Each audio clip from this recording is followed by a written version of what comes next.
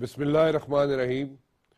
آپ لوگوں کو گلہ رہتا ہے، شکوہ رہتا ہے جناب کہ ہم لوگ فالو اپ نہیں کرتے سٹوریز کا، اور جب بھی ہم کوئی خبر دیتے ہیں اس کے بعد وہ خبر کہیں گم ہو جاتی ہے اور ہم لوگ بھی بھول جاتے ہیں، لیکن ایسا نہیں ہوگا۔ میں نے آپ سے ذکر کیا تھا اور میں نے کہا تھا کہ آپ کے سامنے نیشنل ٹیسٹنگ سروس کا سکینڈل بھی سامنے لے کے آؤں گا۔ آپ کے یہ بچے، یہ بچیاں، یہ جا کے جو امتحانات دیتے ہیں اور ان کے لیے کمپلشن ہے کہ جناب یہ نیشنل ٹیسٹنگ سروس کا امتحان دیں، NTS کا امتحان دیں، اور اس میں وہ پاس ہوں گے تو پھر ان کو بلایا جائے گا جناب انٹرویو کے لیے۔ کوئی بھی نوکری ہو اس میں آپ نے دیکھا ہوگا اشتہارات آتے ہیں بڑے بڑے اخبارات میں، اور جناب یہ کہا یہ جاتا ہے کہ جو بھی بچے ہیں بچیاں ہیں وہ NTS کا امتحان پاس کر جائیں گے تو پھر ان کو جناب نوکری ملے گی، پھر ان کو انٹرویو کے لیے بلایا جائے گا اور پھر فائنل سلیکشن ہوگی۔ NTS کا امتحان ہے کیا وہ تو آپ سب لوگ جانتے ہی ہیں جناب، لیکن اس میں کروڑوں کا نہیں اربوں کا گھپلا ہے، اربوں روپے کا گھپلا اس میں ہوا ہے جناب۔ اور میں سوال کرتا ہوں حکومت وقت سے کہ جناب جو لوگ امتحانات پاس کر کے نوکریوں میں چلے گئے، نوکریاں ان کو مل گئیں، وہ تو اپنی جگہ، کیونکہ اس میں بھی ایک ایلیگیشن ہے، اور وہ ایلیگیشن یہ ہے جناب کہ 40,000 سے لے کے 5 لاکھ روپے تک جناب رشوت لی جاتی تھی NTS کا امتحان پاس کرنے کے لیے۔ سو دس از اے ایلیگیشن جو کہ جناب یہ سامنے آتا رہا ہے۔ اس کے علاوہ جناب تقریباً 3 کروڑ افراد امتحان پاس کر چکے ہیں NTS کا۔ سو یہ ذرا ذہن میں رکھ لیجئے کہ 3 کروڑ اگر لوگ امتحان پاس کر چکے ہیں تو پھر جناب کس کا امتحان صحیح تھا اور کس کا غلط تھا۔ اور جو بچے بچیاں امتحانات پاس نہیں کر سکے ان کا کیا ہوگا، کیونکہ اگر انہیں نہیں پتا تھا کہ کس کو پیسے دینے ہیں اور کیسے پیسے دینے ہیں اور کتنے سکیل کے کتنے پیسے بنتے ہیں، تو پھر وہ تو بیچارے نہیں پیسے دے سکے، تو ان کی نوکریاں تو نہیں ملی، ان کے تو وقت گزر گیا، ان کی تو جناب ایج جو ہے اوور ہو گئی۔ اس پہ حکومت وقت کیا کرے گی؟ میں تفصیل میں جانا چاہتا ہوں اس کے۔ نیشنل ٹیسٹنگ سروس کی بنیاد 2002 میں اس وقت کے وزیر انفارمیشن اینڈ ٹیکنالوجی کی تجویز پر رکھی گئی، 2002 میں رکھی گئی تھی جناب۔ یہ NTS کے قیام کا مقصد طالب علموں کو پبلک اور پرائیویٹ سیکٹر کے تمام یونیورسٹیز اور پبلک سیکٹر کے تمام اداروں میں ملازمت سے قبل متوازی امتحان کے ذریعے رکھنا تھا۔ 370 سے زائد پبلک سیکٹر کے ادارے اور 500 سے زائد یونیورسٹیاں NTS کی خدمات حاصل کرتی ہیں۔ NTS کی تجویز کے بعد اس کے قیام کے لیے منظور نظر کامسیٹس کو اختیارات دے دیے گئے۔ Security and exchange commission Pakistan میں سیکشن 42 کے تحت NTS کو رجسٹرڈ کرایا گیا۔ سیکشن 42 کے تحت رجسٹرڈ ادارے منافع نہیں کماتے، کیونکہ یہ they are not for profit ادارے کہا جاتا ہے ان کو جناب، یہ منافع نہیں کماتے۔ اس ادارے کے تمام افراد کامسیٹس کے حاضر سروس ملازمین تھے۔ NTS کا چیئرمین کامسیٹس کے ریکٹر جنید زیدی کو لگایا گیا۔ NTS کا CEO ڈاکٹر ہارون رشید جو کامسیٹس کا پرو ریکٹر ہے جناب۔ NTS کے قیام کے وقت ہارون رشید کامسیٹس ایبٹ آباد کیمپس کا ڈائریکٹر تھا۔ NTS کو جنید زیدی اور ہارون رشید اپنی ذاتی جاگیر کے طور پر چلا رہے ہیں۔ کامسیٹس کے ملازمین کو ہی NTS میں تعینات کیا گیا۔ NTS میں کام کرنے والے ملازمین تنخواہیں اور مراد کامسیٹ سے بھی لیتے رہے، جو کہ دونوں جگہ سے یہ جناب تنخواہیں لیتے رہے۔ SCCP میں رجسٹریشن کے وقت میمورنڈم میں ہارون رشید اور جنید زیدی نے اپنے آپ کو کامسیٹس کا ملازم ظاہر ہی نہیں کیا۔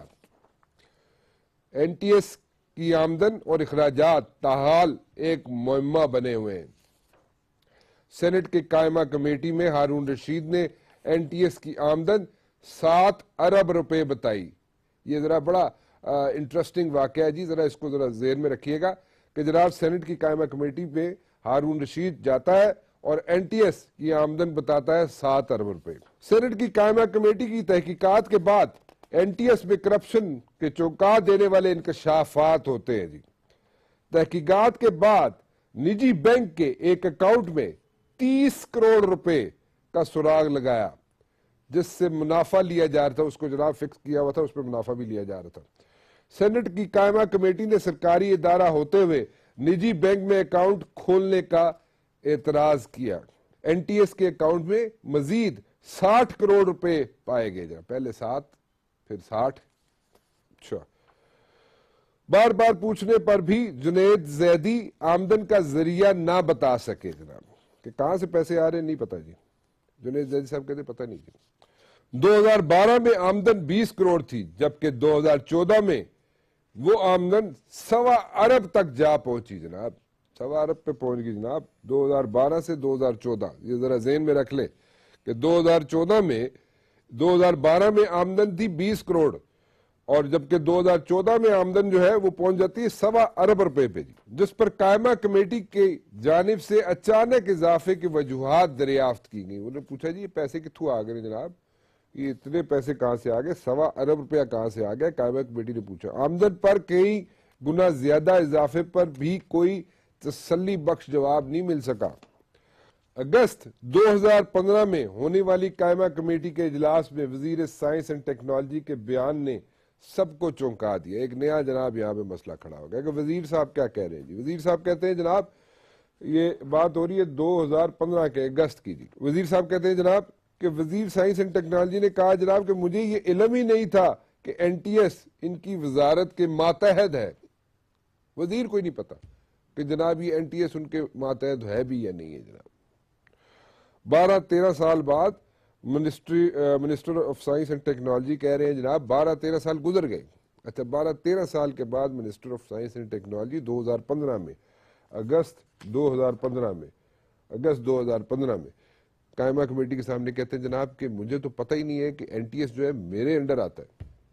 کمال نہیں ہے؟ اچھا، 2002 سے 2016 تک این ٹی ایس کا ایک بار بھی آڈٹ نہیں ہوا، مطلب ہے کہ 2002 سے لے کے 2016 تک این ٹی ایس کا آڈٹ ہی نہیں ہوا۔ اچھا، 1 جنوری 2016 کو اسپیکر قومی اسمبلی نے اپوزیشن حکومتی ارکان سے این ٹی ایس کے متعلق شکایات طلب کی جناب۔ اسپیکر صاحب نے کہا جناب، اسپیکر صاحب کی مہربانی ہے جناب، اسپیکر نیشنل اسمبلی کی مہربانی ہے، انہوں نے کہا جناب کہ ذرا چیک کرو کہ یہ ہے کیا جی، اور کسی کو اگر شکایت ہے کوئی تو وہ بھی سامنے لے کے آئے۔ اسپیکر قومی اسمبلی نے تحقیقات کے لیے ایک کمیٹی بھی بنا دی تھی۔ اب یہ مجھے تھوڑا سا اعتراض ہے، کمیٹیاں بن جاتی ہیں جناب لیکن اس کا نکلتا کچھ نہیں ہے، اور وہ بیچارے سو جاتے ہیں کمیٹی والے، ان پہ تحقیقات ذرا تھوڑا سا سلو پیس پہ چلتی ہے۔ Anyways, we are keeping our fingers crossed. Let's see what happens. قومی اسمبلی کی کمیٹی میں ہارون رشید نے پہلی مرتبہ، ہارون رشید صاحب بڑے کریکٹر ہیں، پہلی مرتبہ انکشاف کیا کہ جناب این ٹی ایس کی آمدن پہلے 7 کروڑ تھی، پھر 60 کروڑ ہوگی، پتہ نہیں اس طرح فگر کرتے رہے، آگے پیچھے کرتے رہے، اور انہوں نے جناب پہلی مرتبہ قومی اسمبلی کی کمیٹی میں ہارون رشید نے کہا جناب کہ این ٹی ایس کی آمدن جو ہے وہ 70 ارب روپے ہے۔ اچھا جی، اس سے قبل سینٹ کی قائمہ کمیٹی میں ہارون رشید نے صرف 7 ارب روپے آمدن کا ذکر کیا تھا، جیسے میں نے آپ کو پہلے بھی بتایا جی۔ ہارون رشید اور جنید زیدی کی پاکستان اور بیرون ملک میں اربوں روپے مالیت کی جائیداد بھی ہے۔ تو یہ دونوں صاحبان جو ہیں، ہارون رشید بھی اور جنید زیدی بھی، سو پیسے تو یہاں سے کما رہے ہیں این ٹی ایس سے، اور ان کو خود نہیں پتا ہے کہ ان کے پاس پیسے کتنے ہیں، کبھی کوئی فگر دیتے ہیں کبھی کوئی فگر دیتے ہیں جناب۔ خیر، الٹیمیٹلی ہم نے جناب تھوڑے سے اپنے گھوڑے دوڑائے، اور ہمیں پتہ چلا کہ بیرون ملک بھی انہوں نے بڑی جائیدادیں بنائی ہوئی ہیں۔ آکسفورڈ اسٹریٹ شیٹ یہ وہ اس کی بھی چیزیں میرے پاس آ رہی ہیں جناب، وہ بھی آپ کو بتاؤں گا میں، اور کیونکہ اس میں کافی چیزیں ہیں، اور یہ پوری فائل ہے میرے پاس، یہ پوری فائل ہے میرے پاس، اور اس میں ایک ایک چیز ہے، این ٹی ایس کی ہو، کام سیٹس کی ہو، سب چیزیں میرے پاس ہیں، وقتاً فوقتاً آپ کے سامنے رکھتا رہوں گا۔ دوسری سٹوری کی طرف چلتے ہیں جناب، اور وہ بھی ڈاکٹر زاہد ہے جناب، ایگزیکٹو ڈائریکٹر ہے پولی کلینک کا، جس کے بارے میں بتا چکا ہوں, جس کے کارنامے میں آپ کو پہلے بھی بتا چکا ہوں. جناب چاہے بڑا مجھے افسوس ہوتا ہے کہتے ہوئے یہ کہ ایک ڈاکٹر اتنا اچھا پیشہ ہے, اتنی محنت کر کے ایک بندہ ڈاکٹر بنتا ہے, لیکن اس کی حالت یہ ہے کہ جناب اس کو جناب کیا بولوں میں, خیر اینی ویز اتنی گھٹیا سی چیزیں ہیں, اگر وہ میں یہاں پہ گنانا شروع کر دوں آپ لوگوں کو تو آپ کو افسوس ہوگا. اینی ویز ایک انکوائری ہوتی ہے جی, یہی ڈاکٹر جنید جو ہے, یہی ڈاکٹر زاہد جو ہے جی, ایگزیکٹو ڈائریکٹر پولی کلینک جو ہے, لیو ویکینسی پہ کا ایک سکینڈل آتا ہے جی, اور تحقیقات ہوتی ہیں جناب کہ جناب یہ لیو ویکینسی پہ اس نے جناب کو بندے شندے بھرتی کر لی ہیں, اور جناب اس طرح یہ گڑبڑ کرتا رہتا ہے. تو کیسا کمال آدمی ہے ویسے ڈاکٹر زاہد, پولی کلینک کا ایگزیکٹو ڈائریکٹر ہے, ابھی تو ریٹائر ہونے والا ہے. لیکن بڑے مزے کی آپ کو ایک بات بتاؤں, اس نے ایک پارلیمنٹیرین اس نے ایک پکڑا ہوا ہے, اور پارلیمنٹیرین کا قد کاٹ تو بہت بڑا اونچا ہے جناب, اور وہ پارلیمنٹیرین بھی ہے, بڑا اونچا لمبا شخص ہے, اور اس اونچے لمبے شخص نے, اس پارلیمنٹیرین نے بقول ڈاکٹر زاہد کے بڑے قریبی ایک بندے کو بتایا جناب ڈاکٹر زاہد نے کہ میں نے فلاں بندے کو سے حامی بھروا لی ہے, اور اس کی میں نے مٹھی شٹھی بھی گرم کر لی, بڑے نومنل سے پیسے, بڑے ایسی چھوٹے سے پیسے, چھوٹی سی رقم میں نے اس کو دے دی ہے اس لمبے چوڑے سیاستدان کو, اور اس نے کہا جناب کہ میں جا کے وزیر اعظم سے تمہاری جناب ایکسٹینشن کروا دوں گا, کیونکہ میں نے جیسے پہلے آپ کو کہا تھا جناب کہ ڈاکٹر زاہد ایگزیکٹو ڈائریکٹر پولی کلینک جناب 31 مارچ کو ریٹائر ہونے والا ہے, لیکن وہ کوشش کر رہا ہے کہ جناب کسی نہ کسی طریقے سے اس کو ایکسٹینشن مل جائے. اور ابھی انہوں نے ایک جناب نیا مرغہ پکڑا ہے, اور وہ بھی ایک بڑا لمبا چوڑا سیاستدان ہے, اور KPK سے اس کا تعلق ہے, اور وہ جناب ڈاکٹر زاہد کہتا ہے کہ میں نے اس کو پیسے دیے ہیں جناب, اور اس نے مجھے کہا اس سیاستدان نے کہ میں پرائم منسٹر سے تمہاری جناب ایکسٹینشن کروا دوں گا. سو یہ ڈاکٹر زاہد ہے جی, پولی کلینک کا ایگزیکٹو ڈائریکٹر جی, اور اس کی حالت یہ ہے کہ ویل چیئرز, ایک NGO نے ویل چیئرز دیں جی, ڈونیٹ کی, اور ویل چیئرز آتی ہیں انسانی زندگی کو بچانے کے لیے, کچھ آلات بھی آتے ہیں جناب, اور NGO بیچارے کہتے ہیں جناب کہ یہاں پہ پولی کلینک میں شاید کچھ چیزیں نہیں ہیں تو ہم لوگ ان کو دے دیں تو شاید ان کے حالات کو تھوڑے سے بہتر ہو جائیں. لیکن ڈاکٹر زاہد صاحب ایگزیکٹو ڈائریکٹر پولی کلینک ان ساری چیزوں کا سودا کر دیتے ہیں, ان کو بیچ دیتے ہیں. خیر, اور پھر خط بھی لکھتے ہیں, اور انکوائری جب وہ لیو ویکینسی والی انکوائری ہو رہی تھی نا, اس میں خود ہی ڈاکٹر زاہد خط لکھ رہا ہے کہ جناب یہ انکوائری بند کر دی جائے. کیا کمال ہے ویسے, کیا کیا چیزیں ہوتی ہیں جی اس ملک میں, کہ ایک وہ کامسیٹس والا ہے, وہ کہتا ہے جی مجھے پتہ ہی نہیں میرے اکاؤنٹ میں پیسے کہاں سے آتے ہیں. دوسرا جناب یہ ڈاکٹر زاہد ہے, ایگزیکٹو ڈائریکٹر ہے پولی کلینک کا, یہ کمال آدمی ہے, لوگ ڈونیشن کر کے جاتے ہیں چیزیں, یہ آگے سے سودے کر کے بیچ دیتا ہے, اور پھر ابھی ایکسٹینشن کے لیے چکر لگا رہے ہیں. خیر اینی ویز ایک چھوٹی سی بریک لیتے ہیں جی, اس کے بعد آتے ہیں اور آگے لے کے چلیں گے ساری چیزوں کو. رضا ہارون صاحب سے بھی ذرا بات کر لی جائے جی. رضا ہارون صاحب بھی آئے ہیں, شامل ہوئے ہیں مصطفیٰ کمال صاحب کی ٹیم میں, اور ذرا پوچھ لیں ان سے کچھ کھری کھری باتیں, کیونکہ بڑی کھری کھری باتیں کر رہے ہیں وہ. اور ایک چیز بیفور آئی گو ٹو رضا ہارون صاحب, میں ایک چیز شیئر کرنا چاہوں گا اپنے ویورز کے ساتھ, اینڈ دیٹ از کہ ایک دور تھا, میں کچھ ہی سالوں کی بات کر رہا ہوں, کوئی اتنے لمبے عرصے کی بات نہیں کر رہا, ایک بڑا مختصر سا عرصہ گزرا ہے, اور جو پچھلے الیکشن ہوئے تھے اس کی بات کر رہا ہوں, یا اس سے پچھلے جو الیکشن ہوئے تھے ان کی بات کر رہا ہوں, کہ MQM کے خلاف ایز سچ کوئی بولتا نہیں تھا, اور میرے خیال میں پانی سر سے گزر چکا ہے, شاید اس لیے لوگ آنا شروع ہو گئے, بولنا شروع ہو گئے, and they think that enough is enough, and probably اس لیے وہ سامنے آنا شروع ہو گئے. اور بڑے گٹس چاہیے, بڑا یہاں پہ دل گردہ چاہیے ان لوگوں کو جو سامنے آئے ہیں, اور مصطفیٰ کمال آئے, اس کے بعد منیس قائم خانی آئے, اور جناب یہ سب لوگ ساتھ آئے, اور اس کے بعد جناب رضا ہارون صاحب جن کا بڑے عرصے سے انتظار تھا مجھے, تو میرا خیال تھا یہ پہلے بیچ میں آ جائیں گے, لیکن دیر آئے درست آئے. کچھ باتیں کر لیں میرے خیال سے ان کے ساتھ, کیونکہ بڑا اچھا ان کا ایک امپریشن ہے, اور بڑا اچھا ان کا ایک ریپیوٹ لے کے چلتے رہے ہیں جب بھی MQM میں تھے. اور رضا ہارون صاحب ہیں کیسے آپ؟ بالکل ٹھیک ہے نوشد صاحب, بالکل اللہ کا شکر ہے. Good to be with you again, and thanks for inviting. The pleasure is all mine جی, the pleasure is all mine. کیا ہو کیا گیا جی؟ مجھے ذرا جو باتیں آپ کر چکے وہ ہم نے بڑی تفصیلاً سن بھی لی، آپ نے پریس کانفرنس میں بھی ان کا ذکر کیا، آپ نے ویسے بھی بات کرتے رہے وقتاً فوقتاً جب سے آپ آئے ہیں۔ میں صرف یہ پوچھنا چاہتا ہوں کہ آپ سائیڈ لائن کیوں ہو گئے تھے؟ کیا ریزن کیا تھا؟ آپ کو سائیڈ لائن کیا گیا تھا یا آپ خود سائیڈ لائن ہو گئے تھے؟ کیونکہ خود اگر سائیڈ لائن ہوا جائے تو وہ بات کچھ سمجھ نہیں آتی ہے، ایم میں بڑا مشکل سا سمجھا جاتا ہے کہ خود اپنی مرضی سے کوئی سائیڈ لائن ہو جائے۔ بس مبشر بھائی مکس اینڈ میچ ہے، کچھ وہاں سے بھی کچھ یہاں سے بھی، اور کچھ ایسے انوائرمنٹس رہے، کچھ ایسے ایونٹس آئے، کچھ ایسے فیصلے ہوئے، کچھ ایسے حقائق سامنے آئے کہ یہ سب چیزوں کا ایک پھر مکسچر سا بن گیا، اور اس مکسچر کی وجہ سے کمپلیکیشنز ہوئی، ذہن نے سوچنا شروع کیا، انالیسس بیٹھ کے کرنا شروع کیا، اپنی تاریخ دیکھی کیا کرتے رہے، پچھلے 3 سال کا دور دیکھا، جو جو چیزیں سامنے آ رہی دیکھا، دل کچھ کہتا تھا، دماغ کچھ کہتا تھا، کبھی دماغ قبول کرتا تھا، کبھی دل نہیں مانتا تھا۔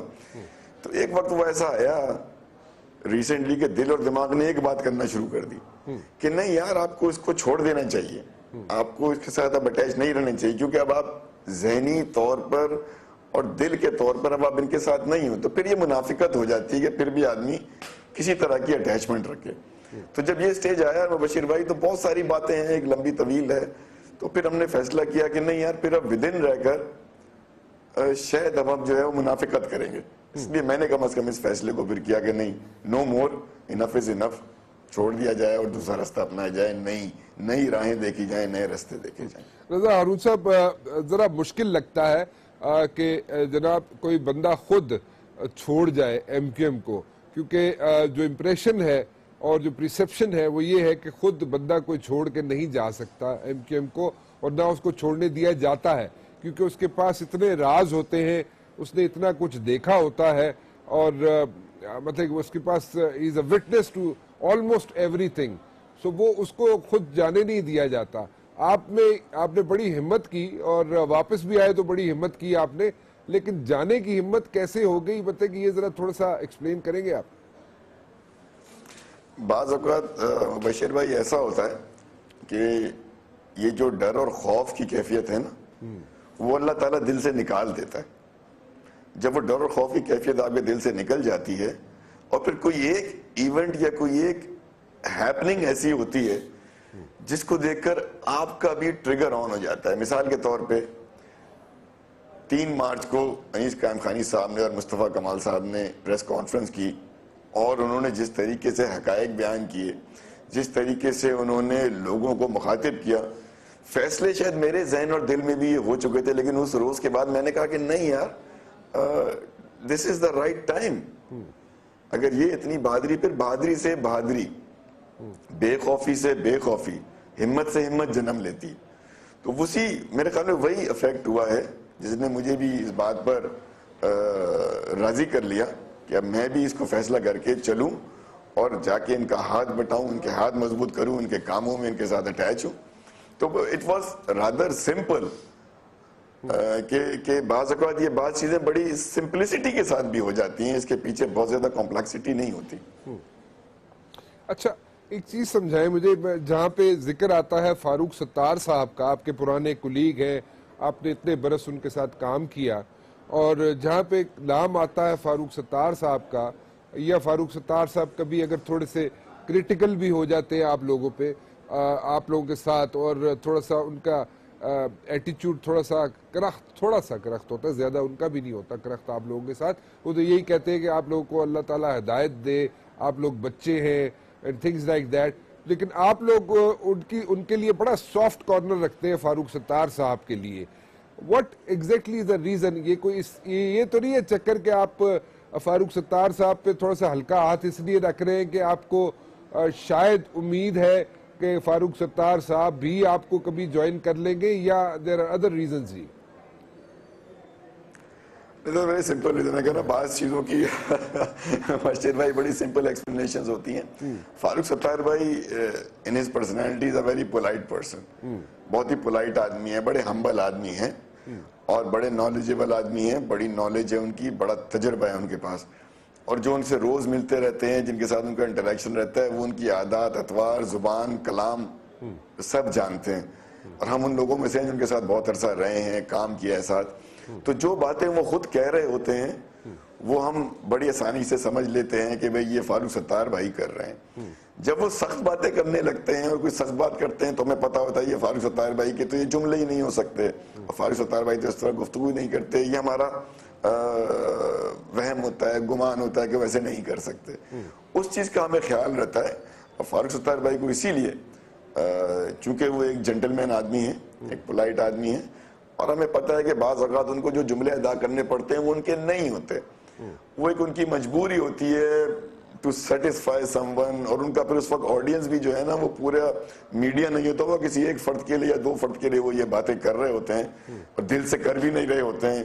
اس لیے ہم ان کو اس بات کا جو ہے نا وہ ایک تھوڑا سا مارجن دیتے ہیں.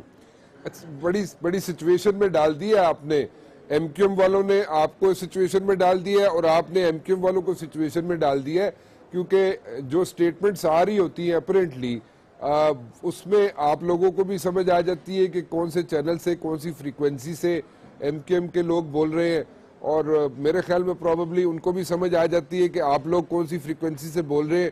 سو ایک بڑا مسئلہ پیدا ہو گیا ہے, گھر کا بھیدی یہاں پہ ایک ایشو بن چکا ہے. یہ تو چلے اس پہ تو آپ نے چلے میں کہہ رہا ہوں یہ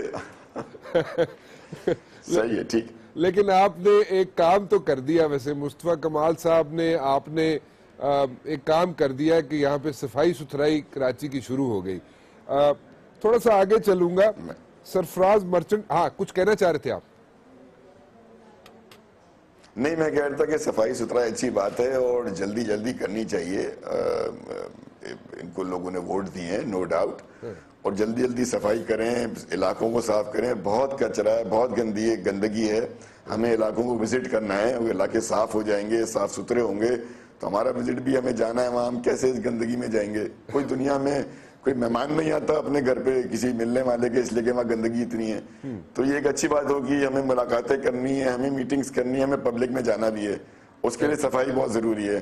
تو ان سے بھی یہ آپ اپنے طور پہ بھی ریکویسٹ کیے کہ جلدی کریں, جلدی کریں, اچھا کام کریں گے, شہر کو اچھا صاف کریں. اچھا, تو اب آپ جناب دیکھیں نا, یہ جو وٹ تھا, یہ جو ہیومر تھا, یہ جو نیا گروپ ہے آپ لوگوں کا, یہ مسنگ تھا. اور یہ میرے خیال میں آپ کے آنے سے یہ وٹ, یہ ہیومر آ گیا ہے اس پورے گروپ میں, اور بڑے عرصے سے ہم اس کو مس کرتے تھے. ویسے خیر اینی ویز تھوڑا آگے چلتے ہیں جی. اور سرفراز مرچنٹ صاحب جو ہے وہ آنا چاہتے ہیں, ہی از لائک تھوڑا سا سیٹسفائی ہو گئے ہیں ایف آئی اے کی ایشورنسز سے, and he wants to come over here and he wants to give a statement.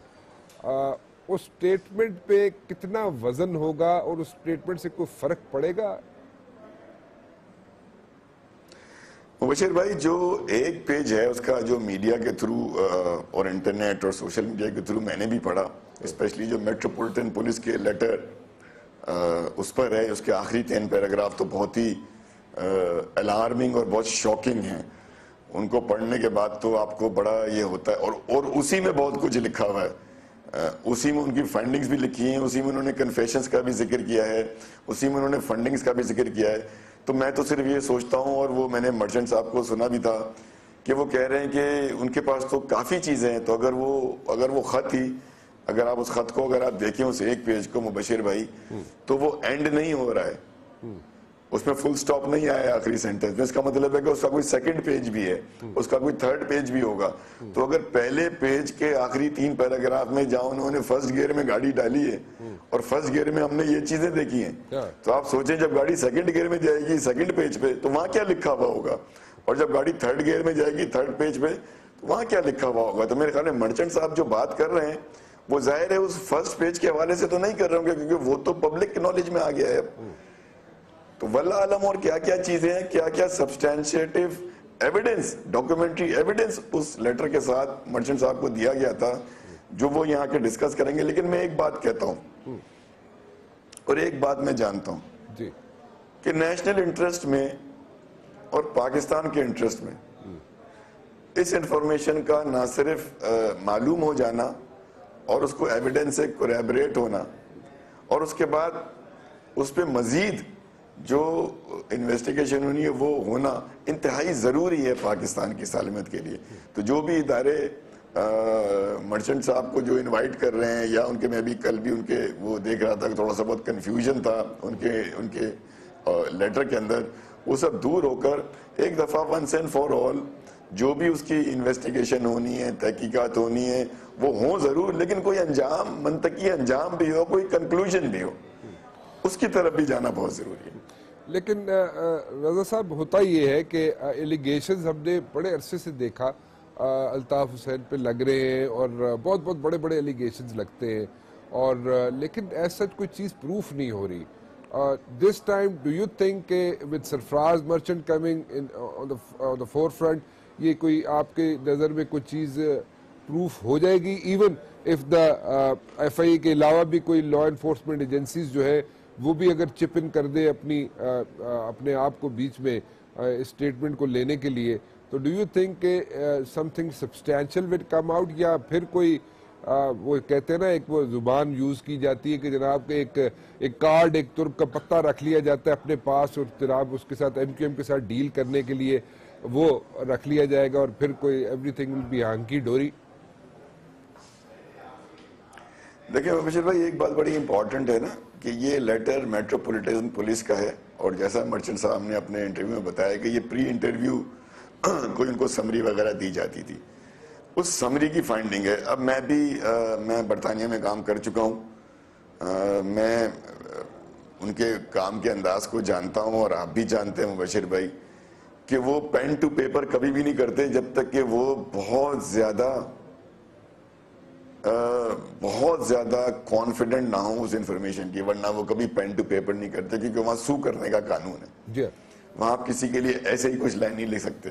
اگر آپ ان 3 پیراگراف کو پڑھیں گے تو وہ تو وہاں بڑے کلیئرلی بتا رہے ہیں کہ یہ سب معلومات جو ہیں وہ تو ہمیں 2 افراد کے کنفیشن سے ملی ہیں, یہ معلومات ہمیں ملی ہیں. اس کا مطلب ہے کہ جو وہ انفارمیشن ڈائیورج کر رہے ہیں اس لیٹر میں, وہ مرچنٹ صاحب کو یہ بتا رہے ہیں کہ بھئی ہمارے پاس آلریڈی یہ کنفیشن موجود ہیں. اب ایک برٹش پولیس, میٹروپولیٹن پولیس کا ادارہ جس پہ ساری دنیا کو بڑا اعتماد ہے, وہ شاید وربلی تو ایسی کوئی بات کر جاتا کسی کو انفلوئنس کرنے کے لیے, شاید میرے خیال میں تو وربلی بھی نہ کرتا, لیکن لکھ کر, ایک بات لکھ کر ان رائٹنگ کسی کو دینا اور پھر اس کی تصدیق بھی کرنا کہ ہاں یہ اوریجنل اوتھینٹک ڈاکومنٹ ہے, میں سمجھتا ہوں کسی ایسے کریڈیبل انسٹیٹیوشن کی طرف سے یہ 4 لائنیں اٹ سیلف ایک بہت بڑا انڈائٹمنٹ ہے. اور اس کو پھر انڈائٹمنٹ کو اس کے انجام تک جانا, اس کی کلیریفیکیشن ہونا, آیا یہ کنوکشن کی طرف جائے گا یا پھر ایکویٹل کی طرف جائے گا, اس کو اس اسٹیج تک جانا چاہیے. دوسری جانب یہ بھی انتہائی ضروری ہے کہ جس پر یہ الزام, ایک بات آپ سے کر لوں, دوسری جانب یہ بہت امپورٹنٹ ہے کہ جس پر یہ الزام لگ رہا ہے یا جس کے حوالے سے یہ بات کی جا رہی ہے, وہ بھی کوئی ایفرٹ کرے کہ بھائی یہ آپ ہمارا اگر کوئی کیس چلا رہے ہیں, اگر آپ تحقیقات کر رہے ہیں اور اس تحقیقات کے اندر آپ ایک تیسرے آدمی کے پاس ہماری یہ معلومات رکھ رہے ہیں, یہ الزامات لگا رہے ہیں, تو بھائی اس کی ہم کمپلین کریں گے, اس پہ ہم آپ کو سو کریں گے. اس پہ جو وہاں کا پولیس کمپلین کا ایک سسٹم ہے, اس کمپلین کے تحت وہاں پہ کوئی کمپلین ہم لانچ کریں گے. تو میں نے اب تک, to be frank, to be honest, میں نے اب تک کوئی ایسا نہیں سنا کہ اس پارٹی نے جا کر کہیں اس لیٹر کو یا اس لیٹر کے کنٹینٹ کو کہیں چیلنج کیا ہوگا. یہ غلط ہے. اچھا ٹھیک ہے, میں ذرا ایک چیز پوچھنا چاہوں گا, سمجھنا تھا میں جلدی سوالات اس لیے کر رہا ہوں کہ وقت ذرا تھوڑا مختصر ہے. رضا صاحب, کیا آپ سمجھتے ہیں کہ کیونکہ بڑا اچھا آرگنائز کیا ہوا ہے, میں یہ بڑا سوال بڑا امپورٹنٹ ہے, میں پوچھتا ہر ایک سے ہوں, مصطفیٰ کمال صاحب سے بھی میں نے پوچھا, اور انیس قائم خانی صاحب سے بھی پوچھا, اور اسپیشلی انیس قائم خانی صاحب سے اس لیے پوچھا کہ وہ انہوں نے بڑا آرگنائز کیا ہوا تھا پارٹی کو, اور میں اسی چیز کو آپ سے بھی پوچھنا چاہتا ہوں, وہی سوال آپ کے سامنے بھی رکھنا چاہتا ہوں. دیکھیں ایک پیٹرن ہے, آپ تو ایم کیو ایم میں رہے, اور جس پیٹرن سے ایم کیو ایم چلتی ہے وہاں پہ سیکٹر انچارج زیادہ پاورفل ہے اور بنسبت ایک سینیٹر کے اور ایم این اے کے اور ایم پی اے کے, اور جس طریقے سے کام کیا جاتا ہے پورے گلی میں, محلے میں اور فیلڈ میں, وہ ایسا ہے جیسے ایک سیکٹر کمانڈر ہوتا ہے آئی ایس آئی کا، ویسے ایک سیکٹر انچارج ہوتا ہے ایم کیو ایم کا، ایک ڈیٹ کمانڈر ہوتا ہے آئی ایس آئی کا، اسی طرح ایک یونٹ انچارج ہوتا ہے ایم کیو ایم کا. سو اسی پیٹرن پہ آپ لوگ اپنے آپ کو، آپ لوگ آئے ہیں جو سائیڈ لائن ہوئے ہیں آپ لوگ ایم کیو ایم سے، آپ لوگ اسی پیٹرن پہ ایک آرگنائزیشن بنائیں گے یا you have something else in your mind? جی ہمارے ذہن میں مبشر بھائی، جو میری ابھی تھوڑی بہت سیٹنگ ہو سکی، ظاہر ہے کل ہی میں یہاں پہنچا تھا، اس کے بعد سے میڈیا پہ بزی ہوں تو میں پراپرلی اس طرح بیٹھ نہیں سکا ہوں، لیکن مجھے جو یہ پتا چلا ہے کہ کانسٹیٹیوشن جو ہے وہ اس کی رائٹ اپ چل رہا ہے اس وقت، کانسٹیٹیوشن ڈیولپ ہو رہا ہے اور سارے آئیڈیا اس وقت ڈسکس ہو رہے ہیں. نتھنگ از فائنل یٹ، ابھی آئیڈیاز ڈسکس ہو رہے ہیں، کانسٹیٹیوشن کے لیے مختلف ان پٹ آ رہی ہیں، لیکن ایک جو بنیادی سوچ ہے، جو فکر ہے، وہ یہ کہ اس کی شکل بھی اور اس کا آئین بھی پولیٹیکل اور ڈیموکریٹک پارٹیز کی طرح سے ہونا چاہیے. کسی اور اینگل کا اس کا نہیں. جیسے دنیا بھر میں کاؤنسلز ہوتی ہیں، ایگزیکٹو باڈیز ہوتی ہیں، اور کاؤنسل کے نیچے پہ پروونشل سیٹ اپس ہوتے ہیں، پریزیڈنٹس ہوتے ہیں، اسی طرح پہ ڈسٹرکٹ لیول پہ پارٹی جاتی ہے. تو وہ جو ایک پراپر پولیٹیکل پارٹی کا کانسیپٹ ہوتا ہے، اسی کو ہم ایک آئینی شکل دیں گے. اس کے علاوہ میں نہیں سمجھتا کہ کوئی ایسا ارادہ ہوگا کہ جی اس کو فلاں سے میچ کیا جائے اور فلاں سے اس کی جو ہے وہ سیمبلنس آنی چاہیے. نہیں، ایسا نہیں ہے. ایک پراپر پولیٹیکل پارٹی کا سٹرکچر ہوگا اور پراپر پولیٹیکل پارٹی کا آرگینوگرام آپ کو نظر آئے گا. جب آپ نے کہا جی کہ اچھا ہے ایکسکیوز می، آپ نے کہا جی اچھا ہے شہر کی صفائی ہو رہی ہے اور آپ لوگ جانا چاہتے ہیں، لوگوں سے ملنا چاہتے ہیں، اور ذرا صفائی بھی ہو جائے گی تو آپ اچھے طریقے سے مل پائیں گے لوگوں کو. Do you see any reaction coming up when you visit people, when you go on the streets, when you engage yourself with the people?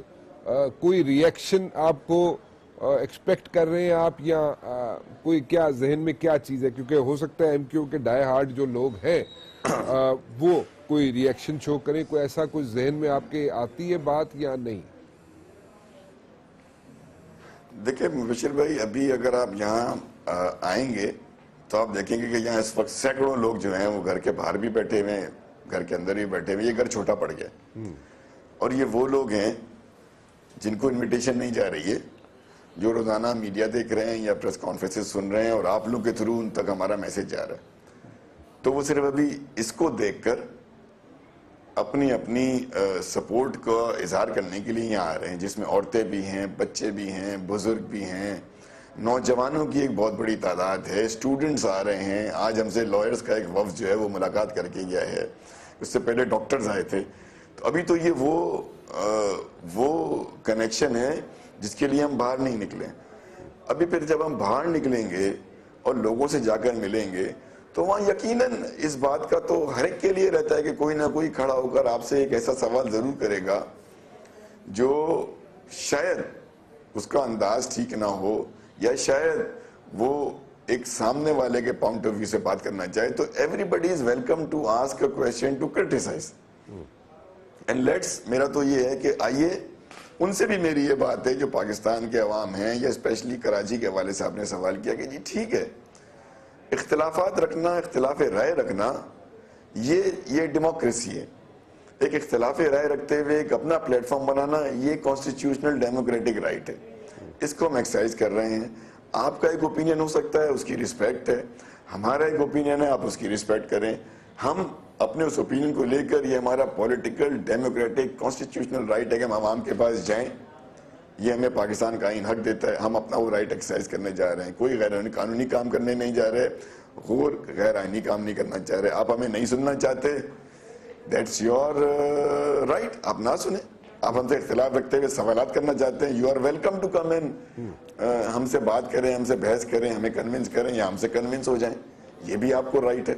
تو اس ماحول میں اگر ہم سوچیں گے تو یہ شہر بھی ہمارا ہے، یہ ملک بھی ہمارا ہے، اس ملک کا ہر شہر، ہر ڈسٹرکٹ ہمارا ہے. تو کہیں میں سمجھتا ہوں کہ پھر وہ تلخی نہیں ہوگی، کہیں وہ بات ہاتھ سے نکل جانے والا فکر نہیں ہوگی، اور ایک اچھا ماحول ہوگا، ایک ہیلدی کمپٹیشن ہوگا. اور اب پاکستان میں یہ ہیلدی کمپٹیشن ہونا بھی چاہیے نا, اس کو شروع بھی ہو جانا چاہیے.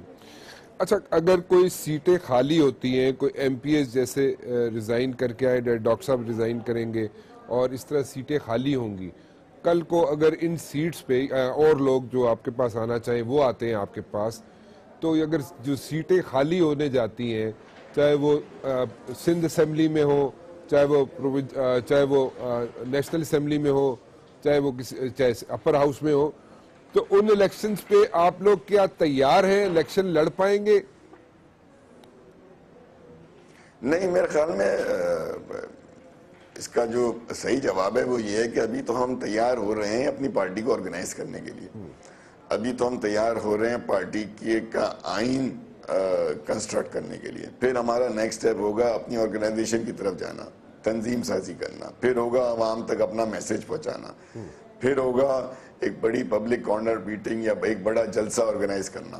جب وہ سب چیزیں ہو جائیں گی تو الیکشن تو پھر اس کے بعد کی بات ہے. ابھی میرے خیال میں فوری طور پہ یہ آنے والے دنوں, ہفتوں, مہینوں میں تو کوئی الیکشن میں حصہ لینے والی بات نہیں ہے, بلکہ یہ والی بات ہے کہ پارٹی آرگنائز کرنی ہے اور تھرو آؤٹ پاکستان کرنی ہے.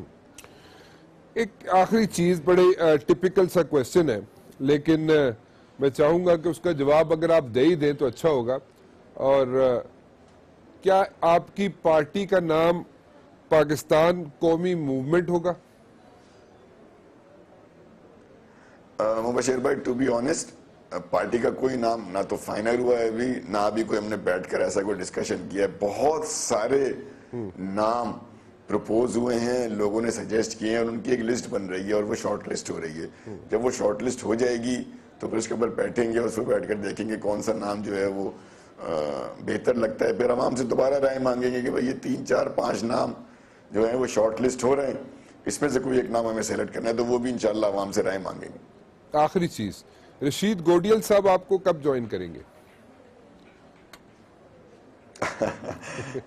رشید گوڈیل صاحب جو ہیں وہ بہت اچھے انسان ہیں, بہت پیارے انسان ہیں. اللہ تعالیٰ ان کو صحت دے, تندرستی دے. میں تو ان کے لیے دعا گو ہوں کہ اللہ تعالیٰ ان کو صحت تندرستی دے. بہت بڑا سانحہ ان کے ساتھ ہوا, اس کو انہوں نے سروائیو کیا.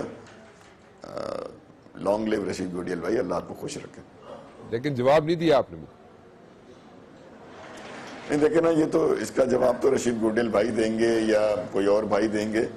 میں تو کسی کے لیے جواب نہیں دے سکتا, نہ میں کسی ایسی چیز کا پریویو ہوں. مجھ سے کبھی کوئی ایسی بات کی, ایسی کوئی بات ہوئی نہیں ہے, تو ورنہ میں ضرور آپ سے اس کا ذکر کرتا. Thank you very much for joining me Raza Haroon صاحب, بہت شکریہ آپ کا. رضا ہارون صاحب جی میرے ساتھ موجود تھے, اور ابھی اپنے آپ کو آرگنائز کر رہی ہے پارٹی یہ جی, اور ابھی تک نام انہوں نے فائنلائز نہیں کیا, اور اس پیٹرن پہ نہیں چلنا چاہ رہے جس پیٹرن پہ آلریڈی ایم کیو ایم چلتی ہے, لائک سیکٹر انچارج اور یونٹ انچارج. اس طریقے سے وہ چلنا نہیں چاہ رہے, اور بڑی تفصیلاً بات کر دی انہوں نے رضا ہارون صاحب نے کہ ایسے نہیں, جمہوری انداز سے یہ